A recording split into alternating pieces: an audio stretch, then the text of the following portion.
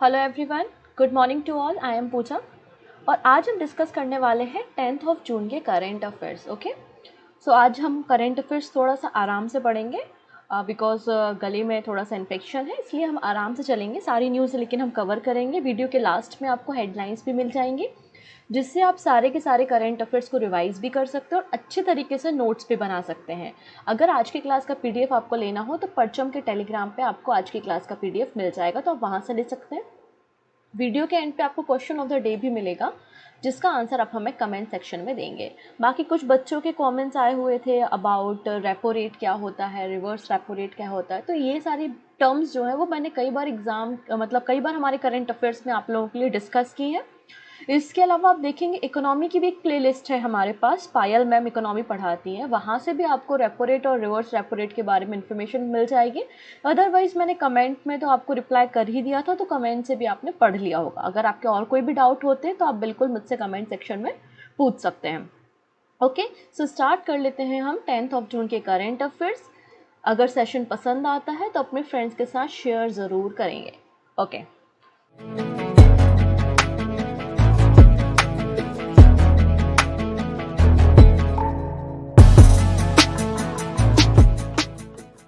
तो first news है यहाँ पर एक बुक। अब देखिएगा, यूपी की जो गवर्नमेंट है वो बीजेपी गवर्नमेंट है और योगी आदित्यनाथ जी हमेशा न्यूज़ में होते हैं, और उनके ऊपर एक पर्सन है जो कई सारी बुक लिख चुके हैं और उनका नाम क्या है, शांतनु गुप्ता। इन्होंने वापस से एक नई नॉवल लॉन्च की है, अजय टू योगी आदित्यनाथ। तो शांतनु गुप्ता ने लॉन्च किया है एक उपन्यास, एक नॉवल, अजय टू योगी आदित्यनाथ। तो आपको याद रखना है, अजय टू योगी आदित्यनाथ बुक के राइटर कौन है, शांतनु गुप्ता है।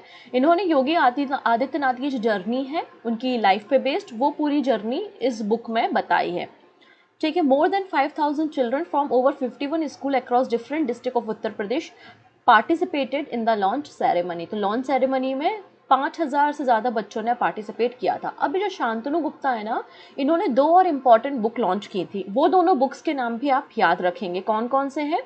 पहला है the monk who transform Uttar Pradesh, the monk who transform Uttar Pradesh, and second the monk who become chief minister.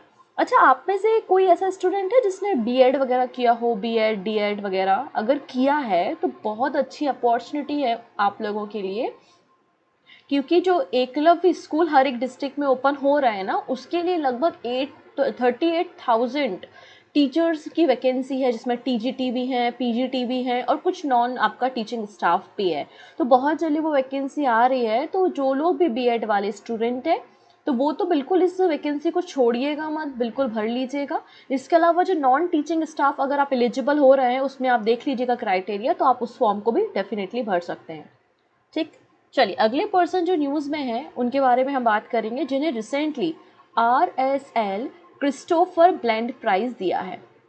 अभी क्रिस्टोफर ब्लेंड प्राइज़ क्यों दिया जाता है? तो कोई भी व्यक्ति जो अपना डेब्यू करता है, मतलब पहली बार कोई उसकी नॉवल, कोई बुक उसकी पब्लिश हो रही है, ठीक है, तो उनको ये अवार्ड दिया जाता है, debut writer for their work of fiction और नॉन फिक्शन कैटेगरी। और ये हर साल दिया जाने वाला अवार्ड है, जिसमें 10,000 पाउंड कैश प्राइज मनी दी जाती है।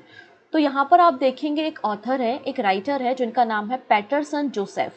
इन्हें RSL क्रिस्टोफर ब्लेंड प्राइज 2023 दिया जा रहा है इनकी पहली नॉवल के लिए, और इनकी पहली नॉवल का नाम क्या है, the secret diary of Charles Ignatius Sancho. ठीक है, ये इनकी नॉवल का नाम है। अगले पर्सन जो इम्पॉर्टेंट है न्यूज़ में, वो है केरला के पहले ऐसे पर्सन जिनको अशोक चक्र से सम्मानित किया था। आप सभी को पता है हमारी कंट्री में कई सारे गैलेंट्री अवार्ड दिए जाते हैं। तो गैलेंट्री अवार्ड्स की अगर हम वीरता पुरस्कारों की 2 कैटेगरी देखेंगे, एक वो गैलेंट्री अवार्ड होते हैं जो वॉर टाइम में दिए जाते हैं, जिसमें परमवीर चक्र वगैरह आते हैं, और दूसरे वो होते हैं जो कि पीस टाइम में अपनी ब्रेवरी को शो करने के लिए दिए जाते हैं, जिसमें अशोक चक्र, कीर्ति चक्र आपको देखने को मिलेंगे। तो मैं पीस टाइम में दिया जाने वाले सबसे बड़े अवार्ड के बारे में बात कर रही हूँ, विच इज अशोक चक्र। और अशोक चक्र ये अवार्ड देना शुरू कब किया गया था, 4 जनवरी 1952 में। तो यहाँ पे केरला के पहले ऐसे पर्सन जिनको अशोक चक्र दिया गया था, उनका निधन हो गया, और इनका नाम क्या था, एल्बे डिक्रूज। एल्बे डिक्रूज कौन है? ये केरला के पहले पर्सन है जिनको अशोक चक्र दिया गया था। इन्होंने 1960 में अपनी ब्रेवरी दिखाई थी। जो नागा ट्राइब का विद्रोह चल रहा था, इंसर्जी चल रही थी, उसमें उन्होंने उस कॉन्फ्लिक्ट को रोकने की कोशिश की थी। इन्हें अवार्ड 1962 में दिया था और उस समय हमारे जो प्रेसिडेंट थे वो डॉक्टर राजेंद्र प्रसाद थे, उनके द्वारा इन्हें अवार्ड दिया गया था। तो ये कुछ पर्सन्स थे जिनके बारे में हमें बात करनी थी। आइए हम कुछ स्टेट न्यूज़ के ऊपर चर्चा करेंगे। पहला है, which state has launch a special campaign to raise awareness about door to door waste collection and segregation. तो यहाँ पे किस राज्य सरकार ने door to door waste collection और सेग्रीगेशन मतलब अलग अलग करना, गीला कचरा अलग डालो, सूखा कचरा अलग डालो, तो इसके लिए एक स्पेशल कैंपेन रन किया है लोगों को अवेयरनेस दिलाने। वो राज्य कौन सा है? हरियाणा सरकार है। हरियाणा गवर्नमेंट ने इस door to door waste collection and segregation campaign को लॉन्च किया है। क्यों किया है? क्योंकि वो चाहती है कि उनकी सिटी क्लीन सिटी और सेफ सिटी बन जाए।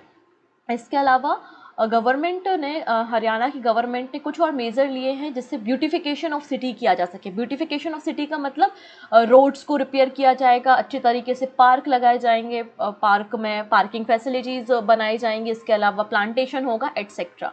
हरियाणा की कैपिटल चंडीगढ़ है। मनोहर लाल खट्टर हरियाणा के मुख्यमंत्री हैं और बंडारू दत्तात्रेय गवर्नर के रूप में काम कर रहे हैं।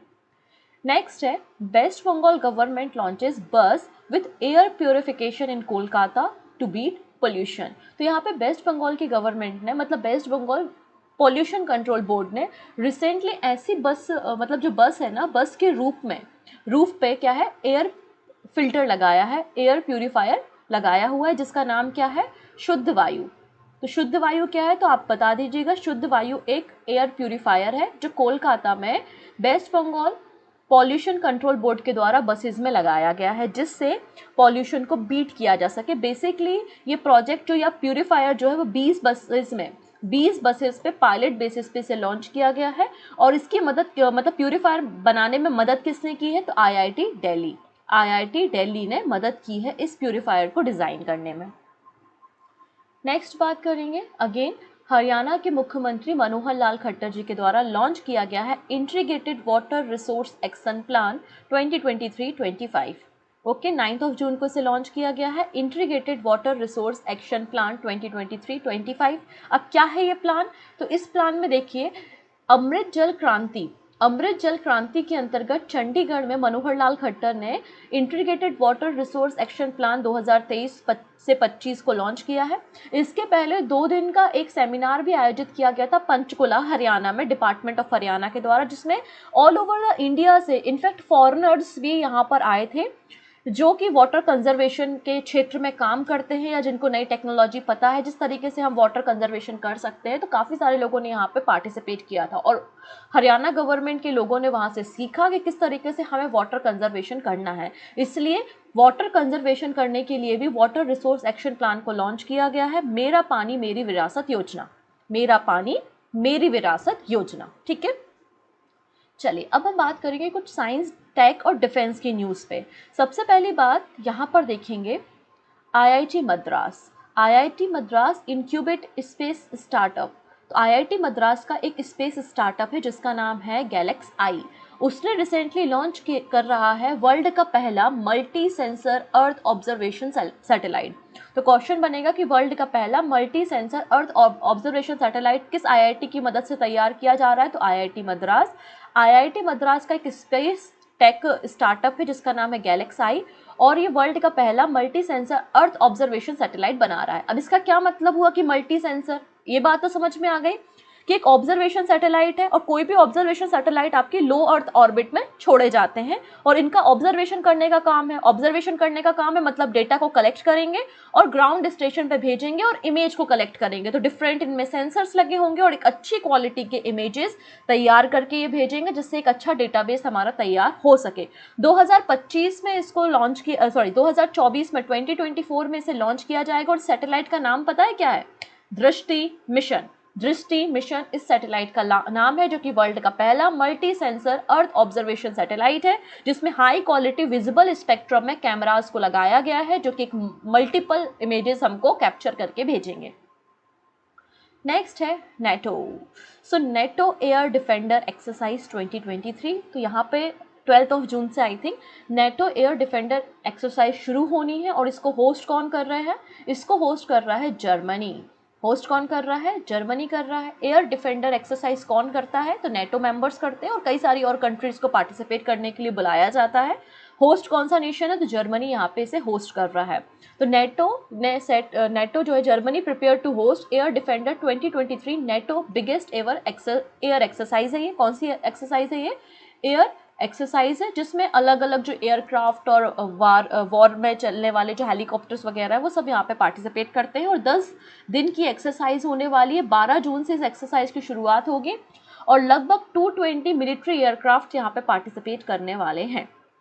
ठीक है, ये एक्सरसाइज क्यों कर रहे हैं? तो पहली चीज़ तो जो नेटो मेंबर्स हैं उनकी डिफेंस कैपेबिलिटी, उनका पार्टिसिपेशन स्किल है ना, किस तरीके से हम सिक्योरिटी प्रोवाइड कर सकते हैं, उस सब चीज़ों की पैरामीटर की जांच करने के लिए बेसिकली एक्सरसाइज होती है। लेकिन यहाँ पे मेन रीज़न है रशिया को मैसेज देना। ठीक है, इनका मेन रीज़न क्या है? रशिया को मैसेज देना। अगली एक्सरसाइज के बारे में बात करते हैं। इंडिया, फ्रांस और यूएई। इंडिया, फ्रांस और यूएई अपनी पहली ज्वाइंट मैरीटाइम एक्सरसाइज कर रहे हैं गल्फ ऑफ ओमान में। तो रिसेंटली मिनिस्ट्री ऑफ डिफेंस ने हमें बताया है कि भारत, फ्रांस और यूएई अपनी पहली मैरीटाइम पार्टनरशिप एक्सरसाइज कंडक्ट कर रहे हैं। कहाँ पे? गल्फ ऑफ ओमान में, जिसमें इंडियन नेवी का आईएनएस तरकश पार्टिसिपेट कर रहा है। फ्रेंच नेवी में आप देखेंगे तो सरकॉफ और राफेल फाइटर जेट यहाँ पे पार्टिसिपेट कर रहे हैं। और यूएई नेवी की भी मैरीटाइम पेट्रोल्स एयरक्राफ्ट यहाँ पे पार्टिसिपेट करने वाले हैं। मकसद क्या है कि यहाँ पे कई सारे, मतलब 2 दिन एक्सरसाइज चलेगी, जैसे कि कैसे यहाँ पे जो आईएनएस वगैरह होते हैं उनमें कैसे हम एयरक्राफ्ट की लैंडिंग करा सकते हैं। और ये एक एडवांस एयर डिफेंस एक्सरसाइज है। ठीक है, नेक्स्ट बात करते हैं Israel. Israel test first autonomous flying taxi. तो यहाँ पे देखो, इजराइल यहाँ पे एक पायलट बेसिस पे प्रोजेक्ट शुरू कर रहा है फ्लाइंग टैक्सी। क्योंकि आप देखते हैं कई बार रोड बहुत सक्रिय होती हैं और रोड में क्या होता है, इंक्रोचमेंट भी हो जाता है, अतिक्रमण हो जाता है, राइट। तो चलने की जगह भी नहीं है, उसके अलावा बड़ी बड़ी बसेज हैं, ट्रक हैं, कार है, वो सब स्ट्रक हो गई हैं। तो ऐसा जो जैम लग गया है, तो इस ट्रैफिक की प्रॉब्लम को सॉल्व करने के लिए इजराइल टेस्ट कर रहा है फ्लाइंग टैक्सी और इसको फिर एज अ पब्लिक ट्रांसपोर्ट बहुत जल्दी ये इंट्रोड्यूस कर देगा। अभी इसने इंट्रोड्यूस नहीं किया, लेकिन अभी सिर्फ टेस्ट कर रहा है। आने वाले समय में एज अ पब्लिक ट्रांसपोर्ट वो सर्व करेगा। क्या? Flying taxi. तो Israel has begun conducting initial test of autonomous drone that could one day serve a public transportation. The drone are part of Israel national drone initiative to ease traffic congestion. तो traffic congestion को, jam को कम करने के लिए basically इसको launch किया जा रहा है by the civil aviation authority of Israel. Israel की कैपिटल जेरूसलम है, सेकिल वहाँ पे करेंसी है और आइजैक हर्जोग आपको प्रेसिडेंट वहाँ पे देखने को मिल जाएंगे। नेक्स्ट बात करेंगे हम फतह। फतह क्या है? फतह एक हाइपरसोनिक मिसाइल है। और कहाँ की है ये? ईरान की पहली हाइपरसोनिक मिसाइल है फतह, जिसको रिसेंटली अनवील किया है ईरान ने। So Iran has recently unveiled it first ever hypersonic missile जिसका नाम है फतह। और इसको डेवलप किसने किया है? तो ईरान ने किया है।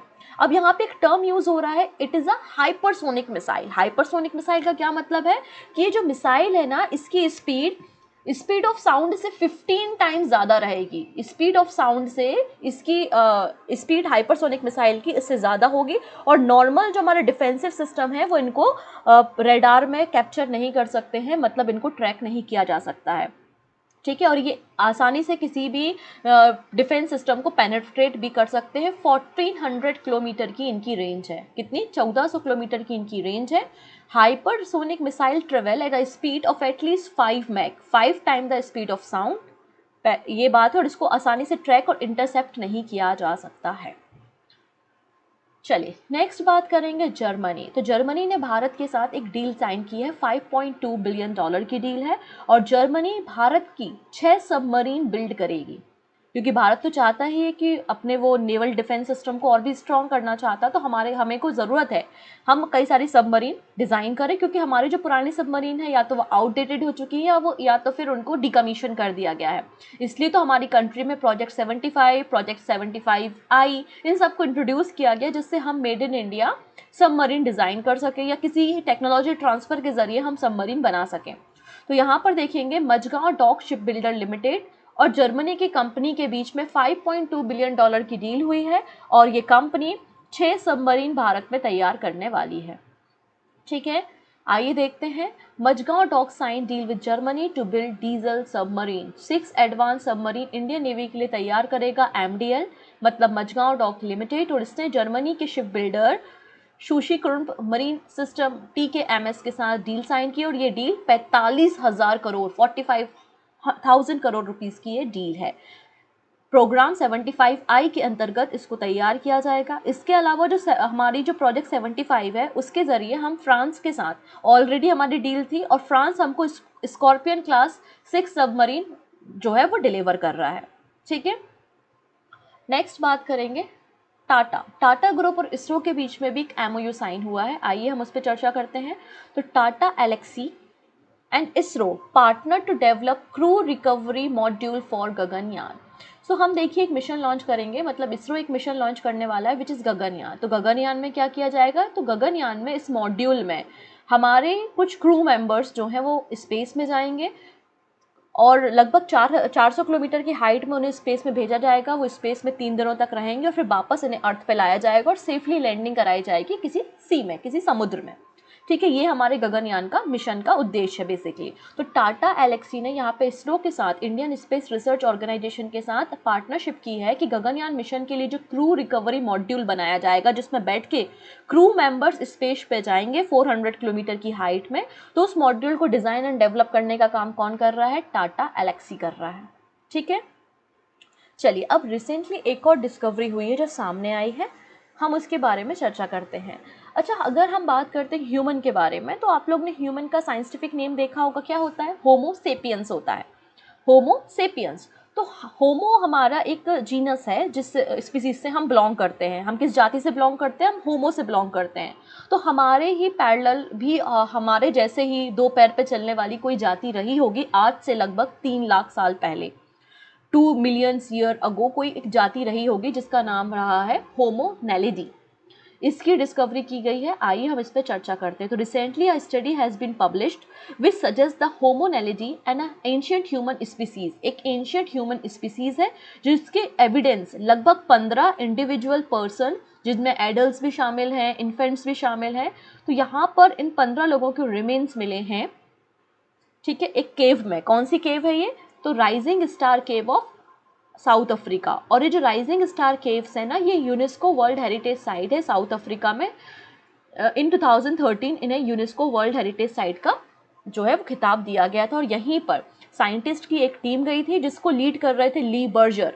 कौन लीड कर रहे थे, ली बर्जर लीड कर रहे थे, और उन्होंने यहाँ पर ये रिमेन्स पता लगाए हैं जो 15 इंडिविजुअल्स के हैं, और ये इनका नाम क्या रखा है, होमो नैलिडी रखा है, जो कि आज से 2 मिलियन साल पहले भारत मतलब विश्व में रहा करते थे, अफ्रीका में इन केव्स में रहा करते थे। ओके, अंत में बात करते हैं कुछ शॉर्ट न्यूज़ के बारे में। तो पहला यहाँ पे बात करेंगे फेडरल बैंक। सो फेडरल बैंक ने रिसेंटली एक कैंपेन लॉन्च किया है जिसका नाम है I am Adyar, Adyar is me.